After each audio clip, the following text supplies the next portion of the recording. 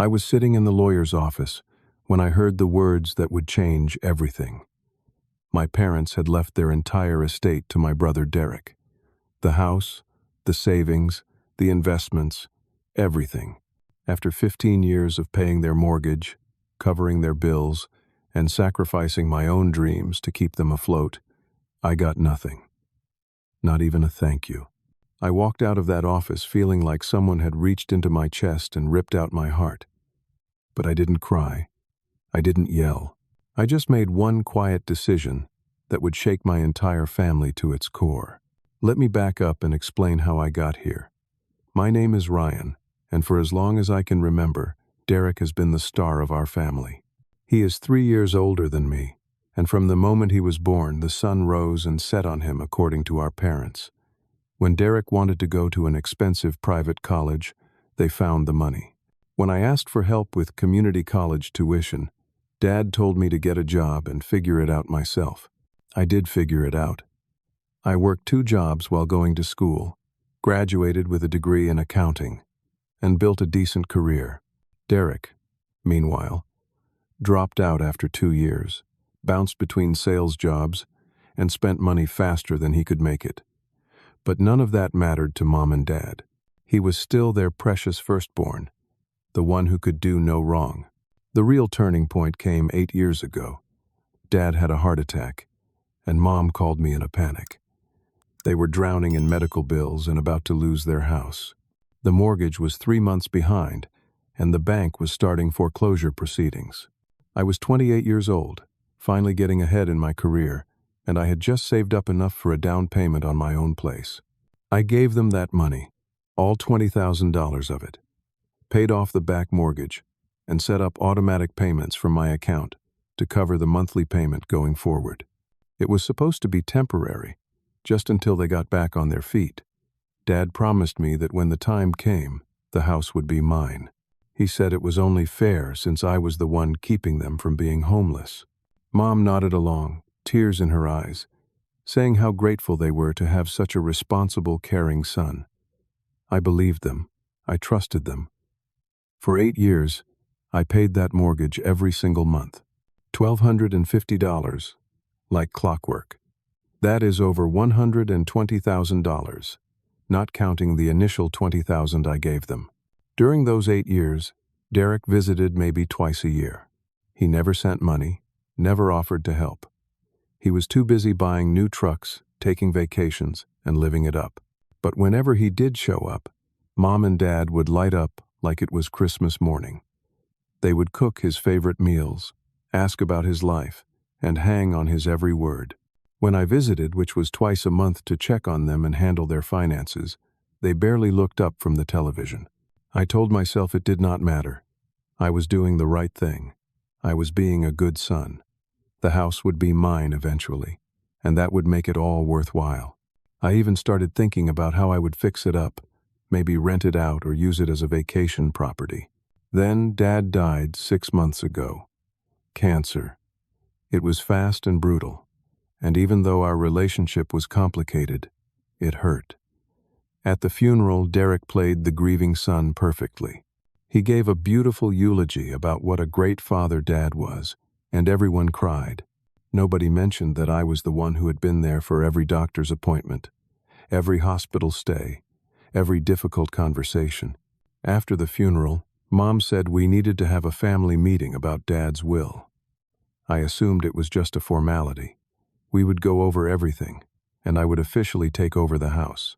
Maybe there would be some other assets to split with Derek. I was not worried about being fair. That is just who I am. The meeting was 3 weeks ago. Mom, Derek, and I sat in the lawyer's office. A man named Harold Grant, who had been my parents' attorney for 30 years, pulled out the will. His face was carefully neutral as he began to read. Everything went to Derek. The house that I had been paying for was now entirely his. The savings account that still had $40,000, despite Dad's medical expenses, went to Derek. The life insurance payout of $100,000 went to Derek. Even Dad's truck, which I had maintained and insured for the past 5 years, went to Derek. I sat there in stunned silence. as Harold finished reading. Then I found my voice. What about me? I have been paying the mortgage for 8 years. Dad promised me the house. Harold looked uncomfortable. I am sorry, Ryan. The will is very clear. Everything goes to Derek as the eldest son. There is no mention of any verbal agreements or promises. I turned to Mom. You were there. You heard Dad promise me. You said it was only fair. Mom would not meet my eyes. She looked down at her hands, twisting a tissue. I do not remember it that way, honey. Your father wanted Derek to have the house. You have always been so independent, so successful. Derek needs the help more. That was when it hit me. This was not a mistake or a misunderstanding. This was intentional. They had taken my money for 8 years, let me sacrifice my own financial future, and then cut me out completely. And they did not even have the decency to feel bad about it. Derek, meanwhile, was grinning like he had won the lottery, which I suppose he had. He did not say anything to me, did not acknowledge the betrayal. He just shook Harold's hand and started asking questions about when he could take possession of the assets. I stood up and walked out. Nobody followed me. Nobody called after me. I drove home in a fog, my mind spinning. That night, I could not sleep. I kept thinking about all the sacrifices I had made, the house I never bought, the trips I never took, the relationships that suffered because I was always worried about my parents' finances. The next morning, I made a decision. I logged into my bank account and canceled the automatic payment to my parents' mortgage company. Then I blocked Mom and Derek's numbers. I did not send an explanation. I did not make any announcements. I just stopped. For the first week, I felt guilty. I questioned whether I was doing the right thing. But then I remembered Mom's face in that office, the way she refused to look at me, the way she rewrote history to justify what they had done. The guilt faded, replaced by something colder and harder. 2 weeks passed, then 3. I threw myself into my work, picked up extra projects, and started looking at houses again. For the first time in 8 years, my entire paycheck was mine. I had forgotten what that felt like. I went out with friends, took a weekend trip to the mountains, and started actually living my life instead of just surviving it. Then came the twist I had not expected. My phone rang from a number I did not recognize. I answered, thinking it might be work-related. It was Derek, calling from a different number since I had blocked his cell. Ryan, we need to talk, he said, his voice tight with barely controlled anger. No, we really do not, I replied calmly. Do not call me again. You are going to pay that mortgage, he snarled. You have been paying it for years. You can't just stop. Actually, I can. And I did. The house is yours now, remember? Your responsibility. Congratulations on your inheritance. I hung up. He called back immediately. I blocked that number too. Over the next few days, he tried calling from several other numbers. I blocked them all. Then the texts started coming from Mom's phone. They started out pleading, then turned angry, then became desperate. I ignored all of them. I was done being the family's cash machine. I was done being invisible until they needed something. I was done sacrificing my life for people who saw me as nothing more than a resource to exploit. What I did not know then was that my simple decision to stop paying had lit a fuse on a bomb that was about to explode in ways I could never have imagined. Derek had problems, serious ones, that he had been hiding, and my mortgage payments had been the only thing standing between him and complete disaster. The 4th week after I stopped paying was quiet. Too quiet. No more calls from random numbers. No more texts from Mom's phone. Nothing. At first, I thought maybe they had finally accepted reality and moved on. That should have been my first clue that something was wrong. Derek never accepted anything quietly in his entire life. I used the extra money to do things I had put off for years. I got my car detailed, bought new clothes that actually fit, and started looking seriously at houses in a neighborhood I had always dreamed of living in. My real estate agent, a sharp woman named Patricia, pulled listings for me, and we scheduled viewings for the following weekend. "You have excellent credit," she told me during one of our phone calls, "and your savings rate over the past month has been impressive.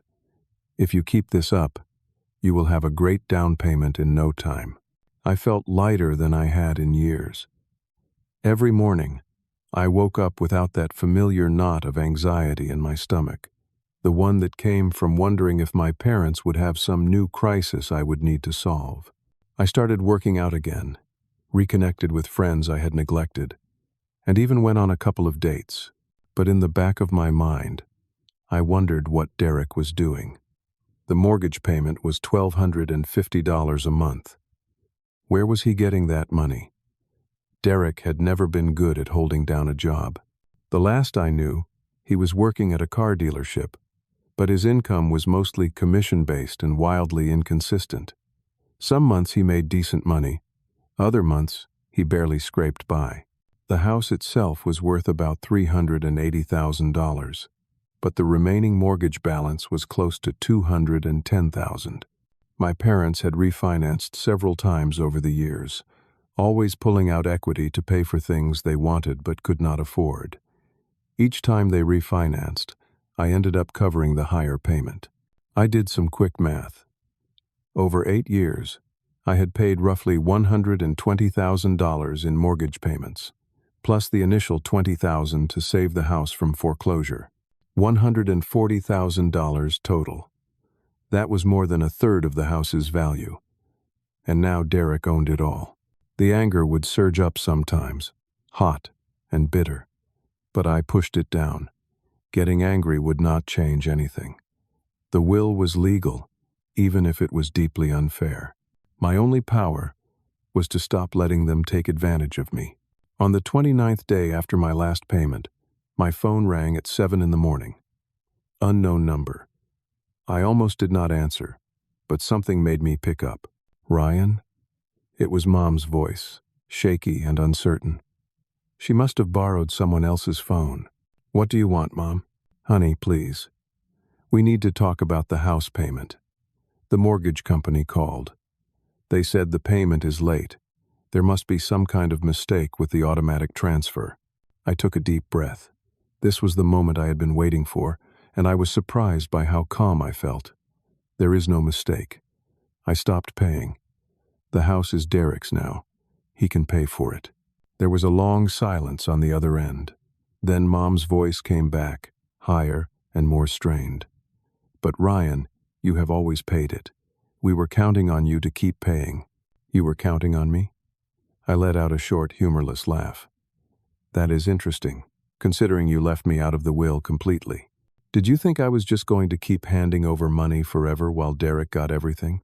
"It is not like that," Mom protested. "Your father wanted Derek to have security. You have always been so good with money, so independent. We knew you would be fine. So because I was responsible, I get punished? Because I worked hard and saved, I am supposed to keep funding everyone else's life? No, Mom. I am done. But where are we supposed to get $1,250? Derek does not have that kind of money right now. Then Derek should get a better job, or sell the house, or figure it out like I had to figure everything out on my own. This is not my problem anymore. Ryan, please." Now she was crying. "You are going to let them foreclose on our home? After everything your father and I did for you?" That line almost made me laugh out loud. Everything they did for me? Like what? The bare minimum of raising me? They had not paid for my college, my car, my wedding to my ex-wife Sarah, or anything else significant in my adult life. But they had expected me to pay for their entire lifestyle. Mom, I gave you and Dad $140,000 over the past 8 years. That money came from my salary, my sacrifices, my dreams that I put on hold. And you repaid me by giving everything to Derek. So no, I am not going to keep paying. Figure it out yourselves." I hung up before she could respond.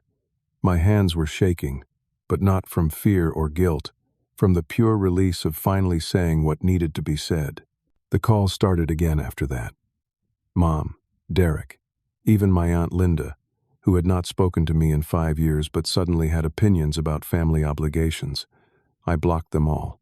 Then Derek showed up at my apartment. I was coming home from the gym when I saw his truck in the parking lot. He was leaning against it, arms crossed, trying to look intimidating. Derek was a big guy, about 6'2" and 230 pounds. He had always used his size to bully people, including me when we were kids. But I was not a kid anymore.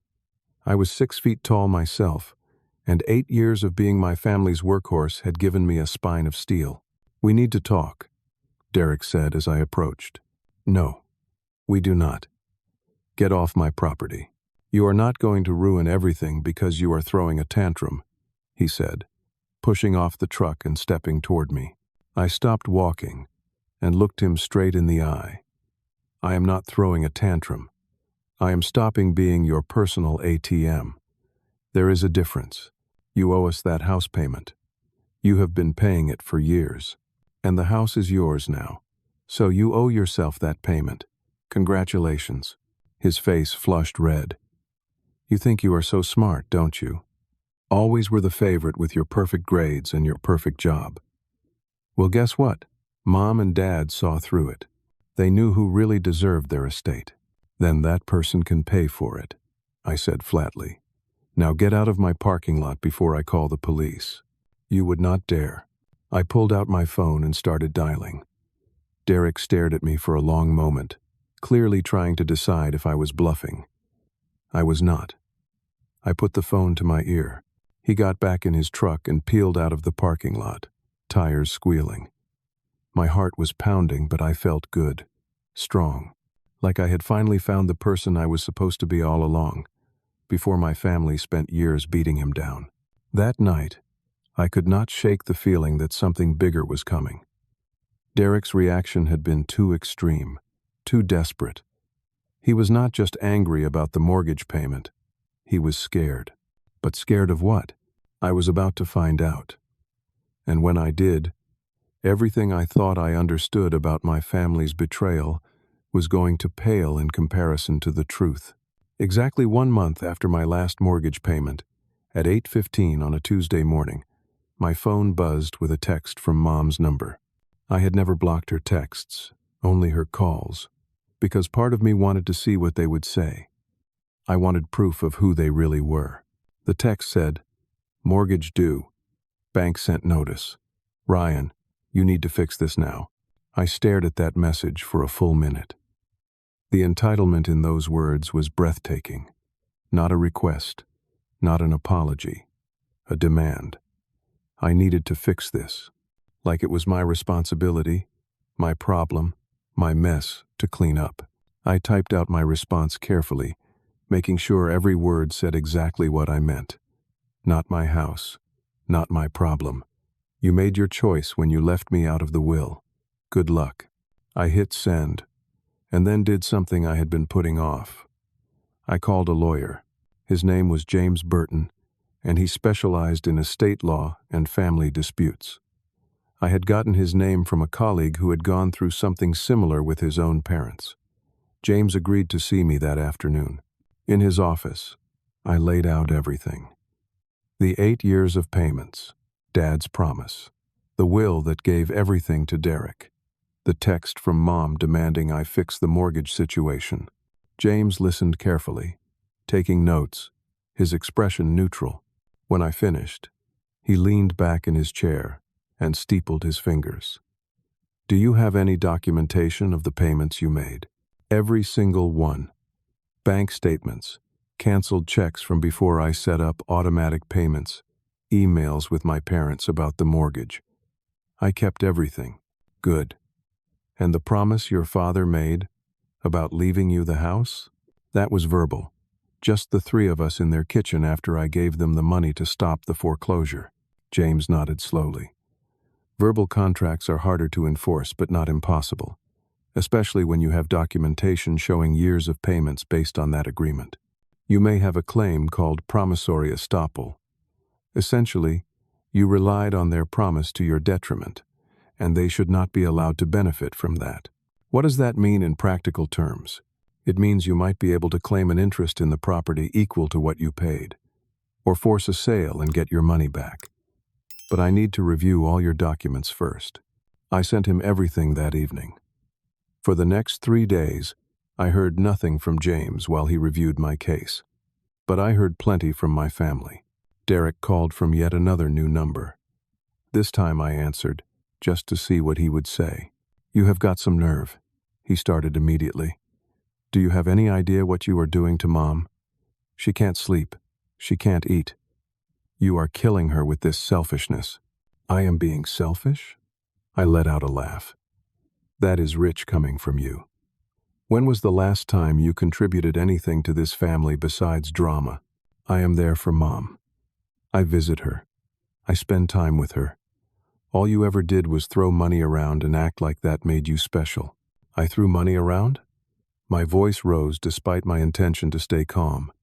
"I paid for everything. I kept them from losing their house. Where were you?" "I was living my life, not trying to buy their love. That stopped me cold." "Is that what you think I was doing? What else would you call it? You couldn't be the favorite, so you tried to make yourself indispensable. Well, it did not work. They still loved me more." The words hit like a physical blow, not because they were true, but because they revealed how Derek actually saw the world. In his mind, love was a competition, and money was a weapon. He genuinely believed I had been paying their mortgage as some kind of manipulation tactic. "You are delusional," I said quietly, "and you are about to lose that house because you are too proud and too lazy to actually work for anything." "We will see about that," Derek said. "I am going to make you pay, one way or another." He hung up. I sat there thinking about his words. Make me pay. It sounded like a threat, but what could he actually do? I had not broken any laws. I had not signed any contracts. I had simply stopped giving away my money.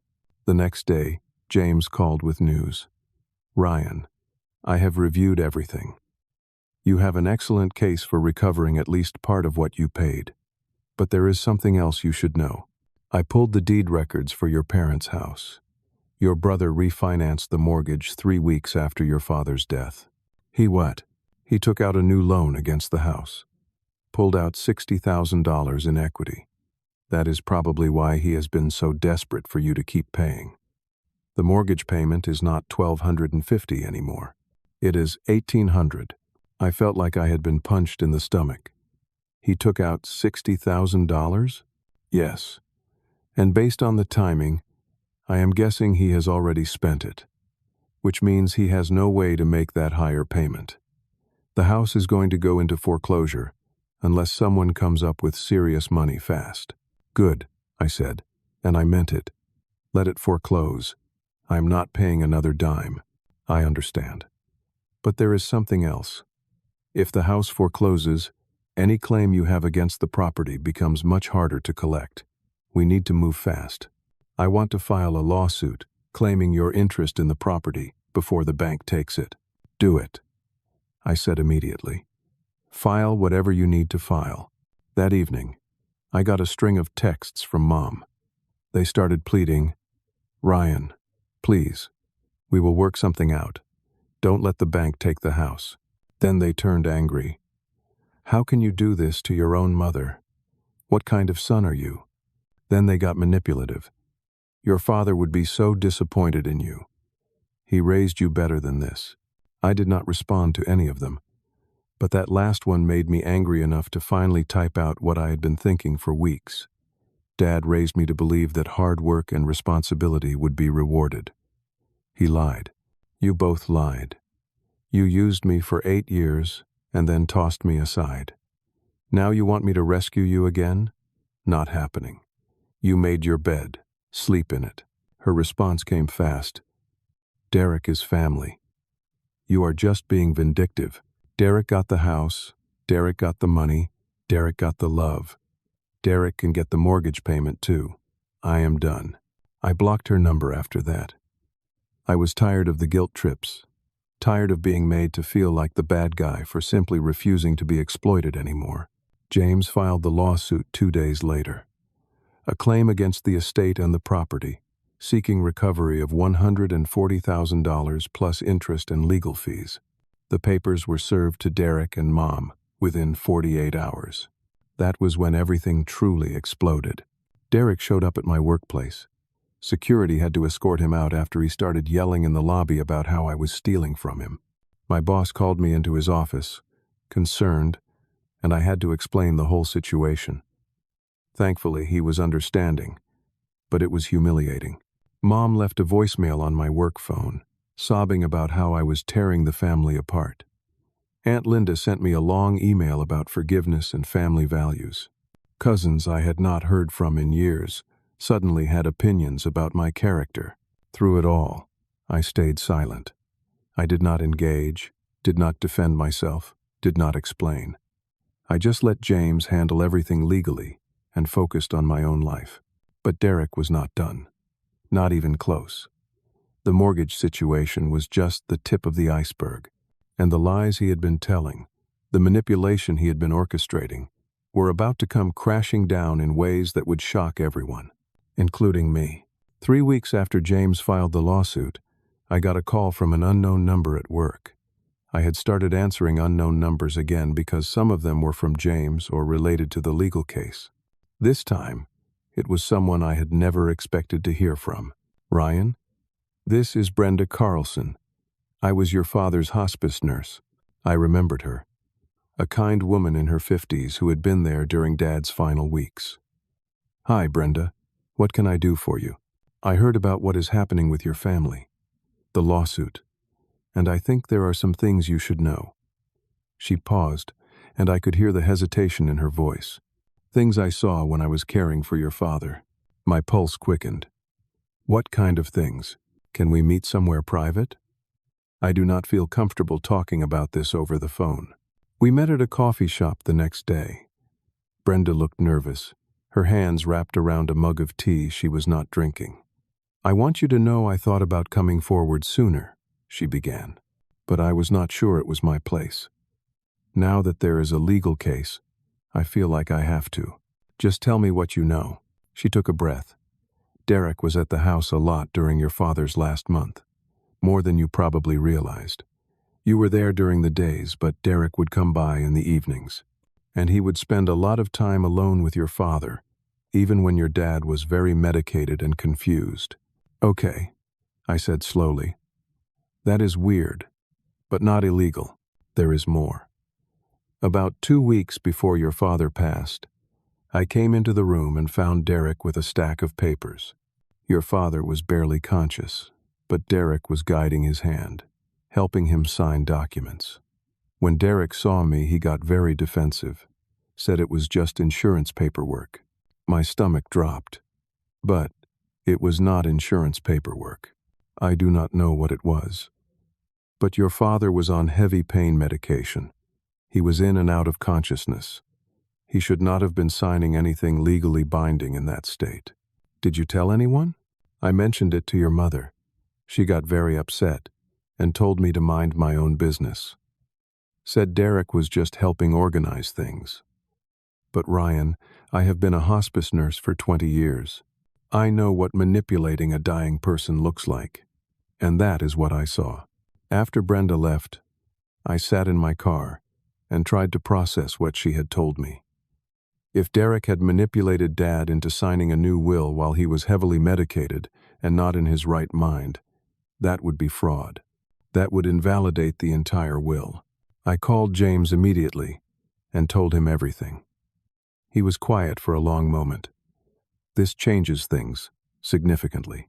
If we can prove the will was signed under duress, or when your father lacked capacity, we can challenge the entire document. Do you think Brenda would be willing to give a sworn statement?" "I will ask her." Brenda agreed, and 3 days later, James had her deposition. But that opened up a new line of investigation. James hired a forensic document examiner to look at the signatures on the will. He also subpoenaed Dad's medical records from the last month of his life. What we found was damning.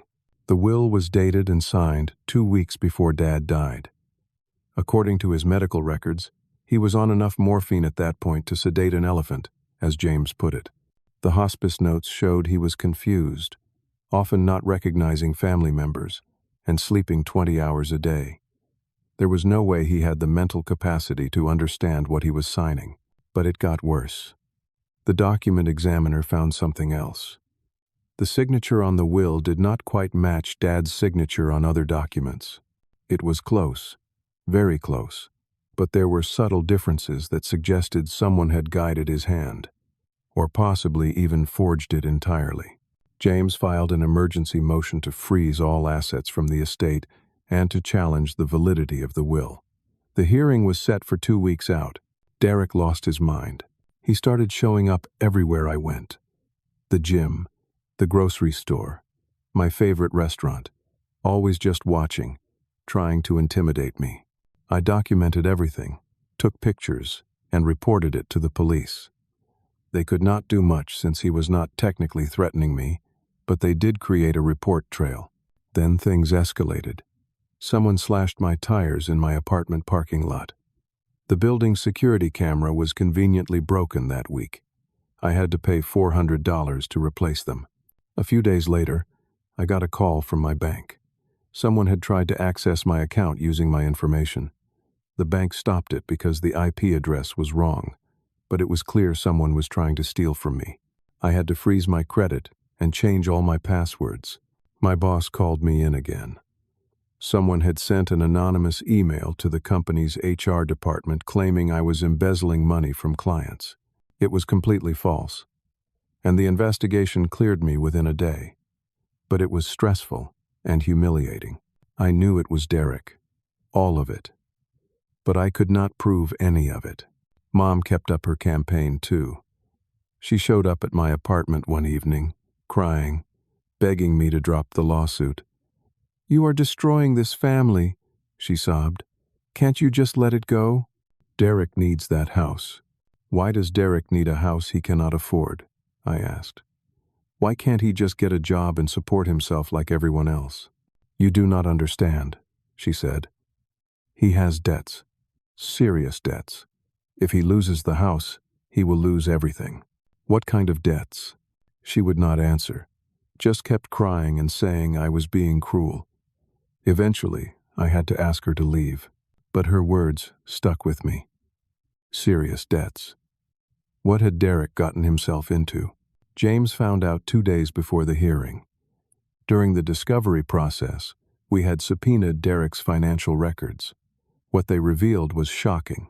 Derek owed over $80,000 to various creditors. Credit cards, personal loans, a loan shark situation that James said was definitely illegal. The $60,000 he had pulled out of the house had gone straight to paying down some of those debts, and he had been counting on me to keep paying the mortgage while he figured out how to deal with the rest. This is actually good for us, James said. It shows clear motive for fraud. He was desperate for money, so he manipulated your father into changing the will. This strengthens our case significantly. The night before the hearing, I could not sleep. Tomorrow would determine everything. Would the will be thrown out? Would I get my money back? Would Derek face any consequences for what he had done? I had no idea that the hearing would reveal something even worse. A betrayal so deep, so calculated, that it would make everything else look like child's play. The courtroom was smaller than I expected. Judge Maria Henderson presided, a stern woman in her early 60s with sharp eyes that missed nothing. James sat beside me at one table. Derek and his lawyer, a tired-looking man named Paul Fisher, sat at the other. Mom was in the gallery, clutching a tissue, looking like she had aged 10 years in the past 2 months. James presented our case methodically. He called Brenda first, and she testified about finding Derek with the papers, about Dad's heavily medicated state, about Mom's hostile reaction when she tried to raise concerns. Derek's lawyer tried to discredit her, suggesting she was misremembering or had ulterior motives, but Brenda held firm. Then came the medical records. James walked the judge, through Dad's medication dosages, the hospice notes, the timeline. He showed that Dad was in no condition to make legal decisions during the week the will was allegedly signed. The document examiner testified next, explaining the subtle inconsistencies in the signature. In my professional opinion, he said, this signature was either made under duress, with someone guiding the deceased's hand, or it was forged entirely. I watched Derek's face during all of this. He sat stone still, his jaw clenched, his eyes burning with hatred. Mom was openly crying now, but I could not tell if it was from grief or fear. Then James dropped the bomb we had been saving. Your Honor, I would like to enter into evidence the financial records of Derek Thompson, which show a pattern of debt and desperate financial circumstances that provide clear motive for fraud. Derek's lawyer jumped up. Objection! Those records are prejudicial and irrelevant to the question of will validity. They go directly to motive, Your Honor, James countered. They show why Derek Thompson would have reason to manipulate a dying man into changing his will. Judge Henderson considered for a moment. I will allow it. Proceed. James went through Derek's debts one by one. The credit cards maxed out at absurd interest rates. The personal loans from shady lenders. And then the big one. A debt to someone James carefully described as an individual engaged in illegal lending practices. A loan shark, in other words. According to these records, James said, Derek Thompson owed this individual $45,000, with interest accruing at 5% per week. That is 260% annual interest. And according to text messages we uncovered, this individual had threatened Mr. Thompson with physical harm if the debt was not repaid. The courtroom went completely silent. Mom gasped. Even Derek's lawyer looked shocked, clearly not knowing about this detail. The timeline is significant, James continued. These threatening messages date to 3 weeks before the will was signed. 1 week later, Derek Thompson is found by a hospice nurse helping his heavily medicated father sign documents. 2 weeks after that, the father passes away. And immediately, Derek Thompson refinances the inherited house and pulls out $60,000, which, according to bank records, was used to pay off the loan shark and several other pressing debts. Judge Henderson leaned forward. Mr. Fisher, does your client have any response to these allegations? Derek's lawyer whispered urgently with Derek, whose face had gone pale. Finally, Fisher stood. Your Honor, my client maintains that his father was lucid when he signed the will, and that it represents his true wishes. Any debts my client may have had are irrelevant to that fact. I disagree, the judge said sharply. They are highly relevant to the question of motive. Continue, Mr. Burton. James then called me to the stand. I testified about the 8 years of payments, about Dad's promise that the house would be mine, about the sudden exclusion from the will. I explained how I had sacrificed my own financial future to keep my parents afloat, always believing I was securing my inheritance in the process. Derek's lawyer tried to make me look vindictive during cross-examination. Is it not true, Mr. Thompson, that you are just angry about being left out of the will and you are trying to punish your brother?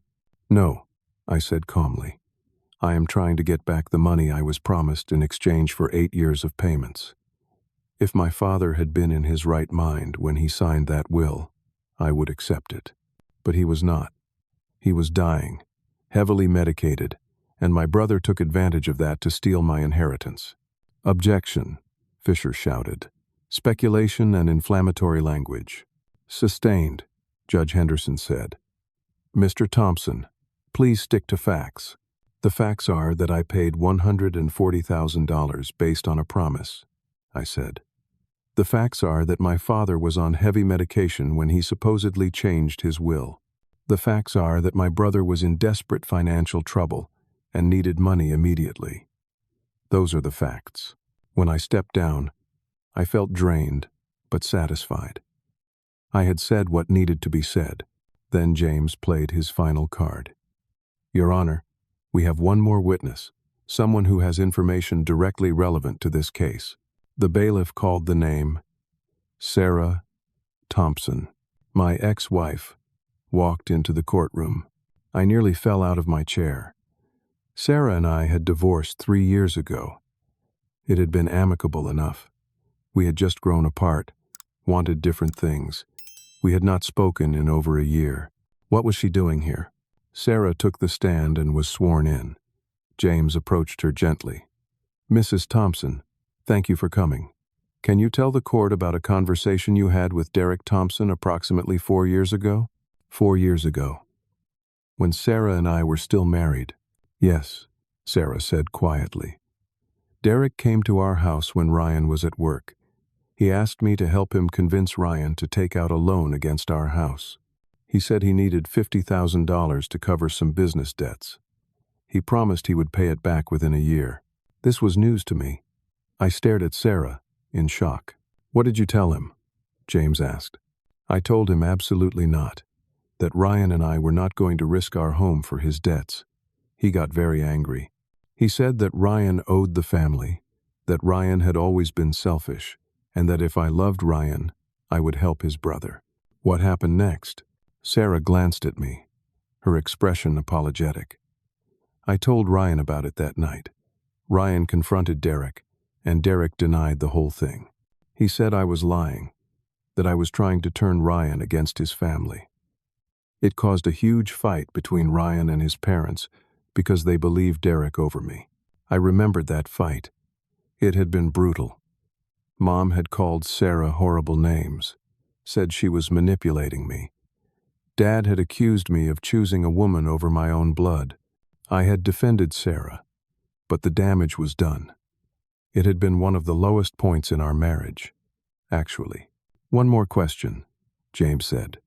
Did Derek Thompson ever approach you again after that? Yes. About 6 months before Ryan and I divorced. He showed up at my workplace and said that if I left Ryan, he would make sure Ryan paid for ruining his life. He said Ryan deserved to lose everything. I told him to leave me alone, or I would call the police. Thank you, Mrs. Thompson. No further questions. Derek's lawyer had no questions for Sarah. What could he possibly ask? The damage was done.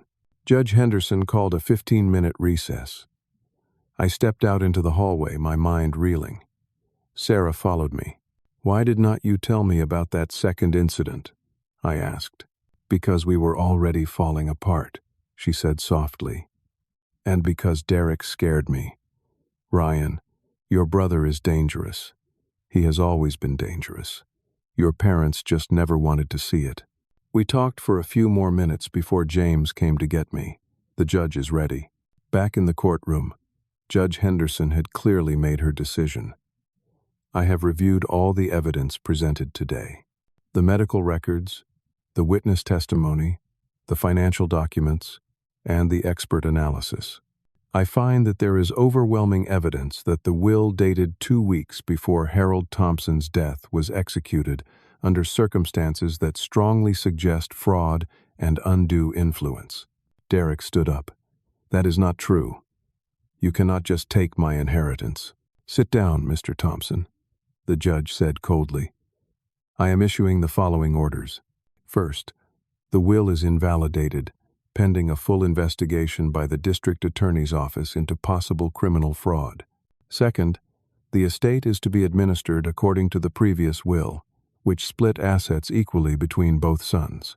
Third, Derek Thompson is ordered to repay Ryan Thompson the sum of $140,000 plus interest for mortgage payments made in reliance on the previous estate plan.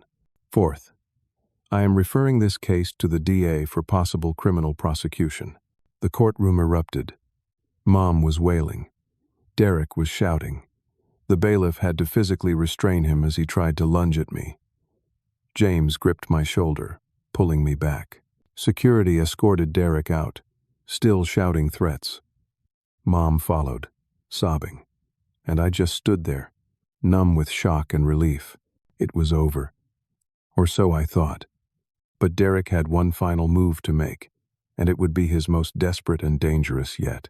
The week after the hearing was surreal. The judge's ruling made local news, not because of us specifically, but because the legal questions around elder fraud and will manipulation were getting more attention nationally. James said we had become something of a test case in estate law. The previous will, the one Dad had created 10 years earlier, did indeed split everything equally between Derek and me, which meant that the house, once sold, would be divided. The life insurance and savings would be split, and Derek would have to somehow come up with $140,000 to pay me back for the mortgage payments, though James warned that might require additional litigation since Derek clearly did not have that kind of money. We will probably end up with a judgment against him, James explained, which means we can garnish his wages, put liens on any property he acquires, and basically make his financial life difficult until he pays. It might take years, but you will get your money. I was okay with that. Justice did not have to be fast. It just had to be real. The DA's office called me in for an interview. They were building a criminal case against Derek for fraud and forgery. The lead prosecutor, a sharp woman named Diana Ross, no relation to the singer as she wryly noted, said they had a strong case. Your brother is looking at 2 to 5 years if convicted, she told me. Possibly more if we can prove he threatened or coerced your father. The forensic evidence on the signature is particularly damning. I thought about Derek in prison and tried to feel something. Satisfaction, maybe, or vindication. Instead, I just felt tired. This whole situation was exhausting. Mom called from a borrowed phone. I debated not answering, but curiosity got the better of me. What do you want, Mom? How can you do this to your own brother? Her voice was hoarse from crying. He is going to prison because of you. He is going to prison because he committed fraud, I corrected. I did not make him forge Dad's signature.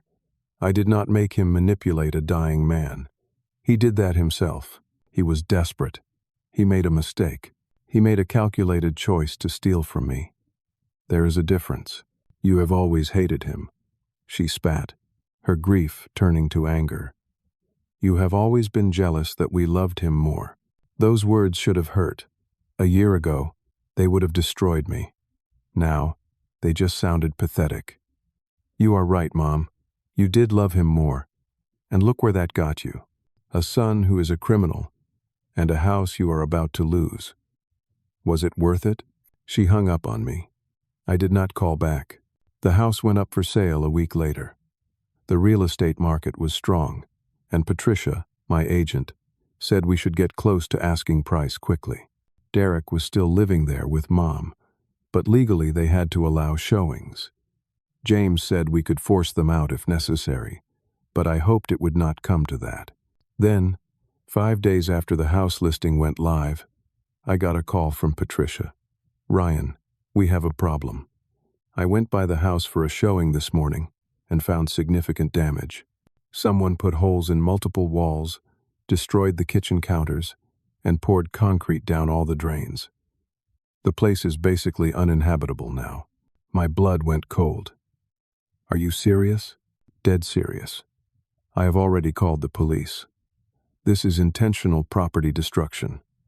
Probably Derek, but I do not have proof yet. I drove to the house immediately. Patricia was right. It looked like someone had taken a sledgehammer to the place. Holes in the drywall.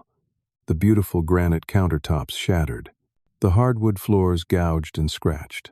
The bathtubs filled with concrete that had hardened. Graffiti spray painted on the walls saying things like thief and traitor. The police took my statement. They said they would investigate, but unless there were witnesses or camera footage, it would be hard to prove who did it. But I knew. And more importantly, Derek knew I knew. The damage was estimated at $70,000 to repair. Our homeowner's insurance would cover most of it, but it would take months to fix. The house sale was dead in the water until repairs were done. James filed an emergency motion, asking the court to hold Derek in contempt and to issue a restraining order.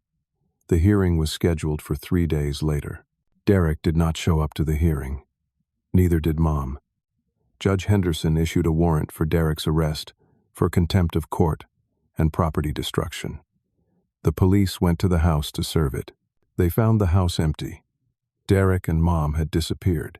For 2 weeks, no one could find them. Derek had withdrawn what little money he had left from his bank account. Mom had done the same. They had taken their cars and vanished.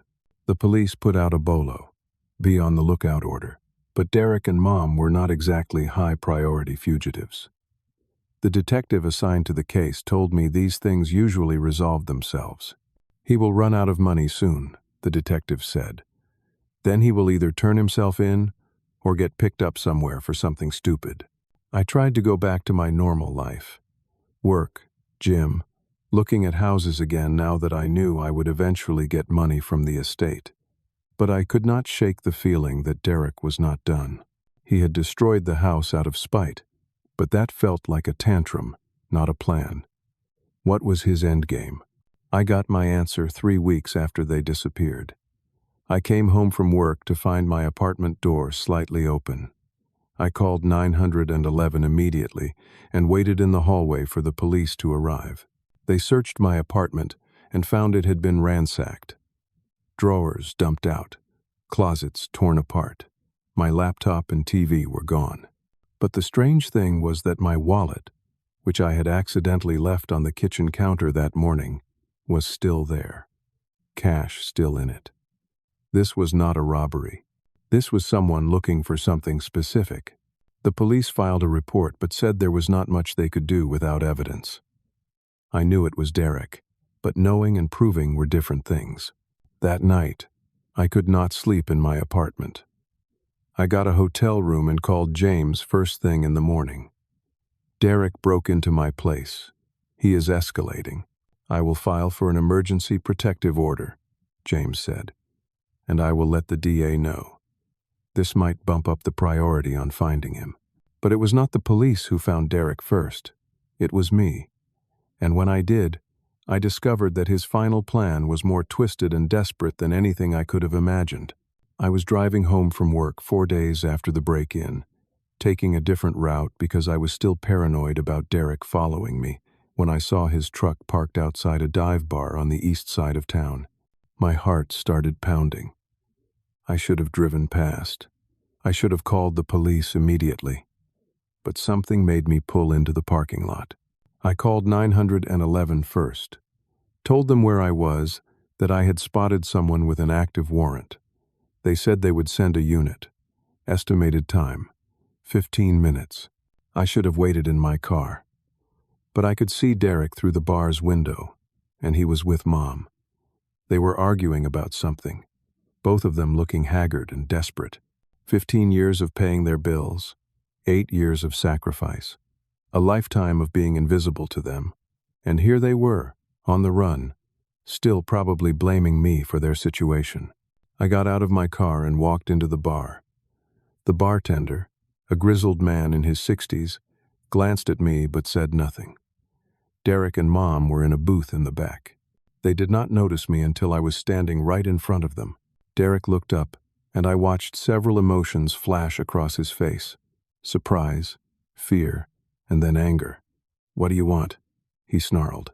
"The police are on their way," I said calmly. "I called them the second I saw your truck.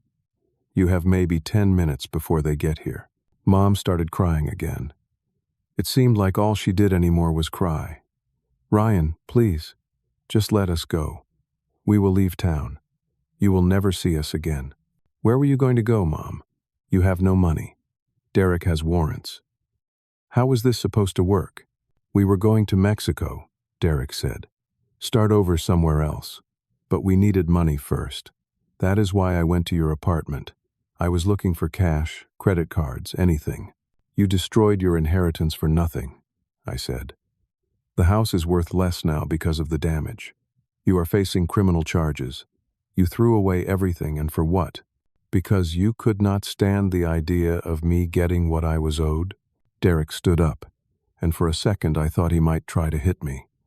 But he just stood there, swaying slightly, and I realized he was drunk. "You do not get it," he said. "You never got it. Mom and Dad loved me because I needed them. You never needed anyone. You were always fine on your own. So yeah, when things got hard, I took care of myself. And if that meant changing a will or taking some money, then that is what I did. Because that is what survivors do. That is what criminals do, I corrected. Survivors work hard and build something. Criminals steal and destroy. You are not a survivor, Derek. You are just a thief who finally got caught. He lunged at me then, fist pulled back, but he was drunk and slow, and I stepped aside easily. He stumbled past me and crashed into an empty table. The bartender yelled that he was calling the cops. I told him they were already on the way. Mom grabbed Derek's arm, trying to pull him up. We need to go. Now. But it was too late. Red and blue lights flashed through the window. Derek saw them and his face crumpled. All the fight went out of him in an instant. He just sat on the floor, head in his hands, and started laughing. It was not a happy sound. It was the laugh of someone who had finally realized they had lost everything. The police came in, cuffed Derek, read him his rights. One of the officers recognized me from the reports and asked if I was okay. I said I was fine. Mom was crying, begging them not to take him. They ignored her. As they led Derek out, he looked back at me one last time. I hope you are happy, he said. You got what you wanted. I hope it was worth destroying your own family. You destroyed this family, I replied quietly. Not me. You. They took him away. Mom followed them out, still crying, and I stood alone in that dingy bar, shaking with adrenaline. The bartender brought me a glass of water. You okay, son? Yeah, I said. I think I finally am. The next few months were a blur of legal proceedings. Derek pled guilty to fraud, forgery, and property destruction in exchange for a reduced sentence of 3 years. The DA said with good behavior, he would probably serve 18 months. Diana told me I should feel good about that justice had been served. I did not feel much of anything, to be honest. The house was eventually repaired and sold. After paying off the remaining mortgage and the repair costs, there was about $130,000 left. Divided equally, I got $65,000. Combined with the life insurance and savings, my total inheritance came to around $90,000. Not the $140,000 I was owed for mortgage payments, but James said we could pursue Derek for the rest once he got out of prison. Though honestly, James added, you might never see that money. Derek is going to come out of prison broke and with a criminal record. His earning potential is basically zero. I told James to drop it. I was done. I had gotten most of my money back. Derek was in prison, and I never had to deal with my family's manipulation again. That was enough. Mom tried to rebuild a relationship with me after Derek went to prison. She sent letters, left voicemails, even showed up at my apartment once. Each time her message was the same. She was sorry. She had not realized how bad things were. She had been manipulated by Derek too. Could we please start over? I did not respond. Some bridges, once burned, cannot be rebuilt. She had made her choices, over and over again, for years. She had chosen Derek's lies over my truth, his needs over my sacrifice, his love over my loyalty. I was done giving her chances to hurt me. I bought a house 6 months later. A nice 3-bedroom place in a good neighborhood, close to work. I used the inheritance money as a down payment. The first night I spent in that house, I sat on the floor of the empty living room and cried. Not from sadness, but from relief. I had finally built something that was mine, that no one could take away, that I did not have to share with people who did not appreciate it. I reconnected with old friends I had neglected during the years I was focused on my parents' finances. I started dating again. I got a promotion at work. I traveled, took up hiking, adopted a dog named Charlie, who became my best friend. I built a life that was full and rich and entirely my own. Sometimes people ask me if I regret how everything went down, if I wish I had just paid the mortgage and kept the peace. The answer is always no. What I learned from this whole experience is that love without respect is worthless. Family without fairness is toxic, and sacrifice without appreciation is just self-destruction. My parents taught me to be responsible, hardworking, and loyal. They just did not realize those same qualities would eventually give me the strength to walk away when they betrayed me. Derek taught me that some people will take everything you offer and still demand more. And the whole situation taught me that standing up for yourself is not selfish. It is necessary. I do not hate Derek anymore. I do not hate Mom. I just do not think about them much at all. They are part of my past, part of the person I used to be when I thought being good meant letting people use me. I am different now. Stronger, clearer about what I deserve and what I will accept. The last I heard, Derek got out of prison after 16 months and moved in with Mom. He is working part-time at a warehouse. Mom is living on Social Security and whatever Derek contributes, which I imagine is not much. They sold her furniture and downsized to a small apartment. I heard all this from Aunt Linda, who still occasionally sends me emails trying to guilt me into forgiving everyone. I do not respond to those emails either. My life is good now. Really good. I have money in savings, a house I love, relationships that are genuine and reciprocal, and most importantly, I have peace. The kind of peace that comes from knowing you stood up for yourself when it mattered. The kind of peace that comes from walking away from toxicity, even when it is wrapped in the word family. If you are in a situation where family is taking advantage of you, where your sacrifice is met with entitlement instead of gratitude, where you keep giving and they keep taking, I want you to know something. You are allowed to stop. You are allowed to protect yourself. You are allowed to demand fairness, respect, and appreciation. And if you do not get those things, you are allowed to walk away. Family is supposed to lift you up, not tear you down. Love is supposed to be reciprocal, not one-sided. And you are not obligated to set yourself on fire to keep other people warm, no matter what they tell you about duty, or loyalty, or guilt. I learned that lesson the hard way, but I learned it. And my only regret is that I did not learn it sooner. So here is my question for you. Have you ever been in a situation where family or close relationships took advantage of your generosity? How did you handle it? Did you set boundaries? Or did you keep giving until you had nothing left? I want to hear your stories. Leave a comment below and share your experience. You might be surprised how many people understand exactly what you went through. And if this story resonated with you, if it made you think about your own relationships and boundaries, please hit that like button. Subscribe to the channel for more stories about real-life struggles and the courage it takes to overcome them. Share this video with someone who might need to hear this message. Sometimes knowing you are not alone in your struggle makes all the difference. Thank you for listening to my story. I hope it gives you the strength to stand up for yourself when you need to. Remember, you deserve respect, fairness, and love that does not come with conditions. Never forget that. Take care of yourselves out there. And remember, family is important, but so are you.